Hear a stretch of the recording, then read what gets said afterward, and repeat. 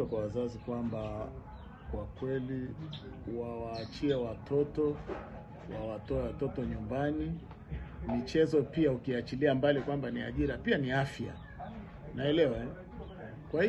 Kwa hiyo wale wazazi ambao wanadhani mtoto akienda kucheza mpira anapotea, mtoto akienda kukimbia anapotea, no. Sasa hivi kila aina ya mchezo ni ajira kabisa, na nataka niwaambie, ndio maana wanaona hata Mheshimiwa Rais amekuwa mstari wa mbele sana katika kusapoti swala zima la michezo. Na mimi nasema michezo, watu wengine wanafikiria labda haswa akina mama. Mimi sasa hivi nimesema niko tayari kabisa kuunga mkono juhudi za michezo ya wakina mama. Nikipata wakina mama wanacheza mpira wa miguu na waunga kwa nguvu zangu zote. Wakina mama wanakimbia, wakina mama wanacheza ngumi. Sasa mimi nasema wazazi na wakina mama popote walipo, diwani nimetoa fursa hiyo wajitokeze kwenye michezo ya kina mama, na mimi niko tayari kutafuta hata wadau mbalimbali kuwasupport.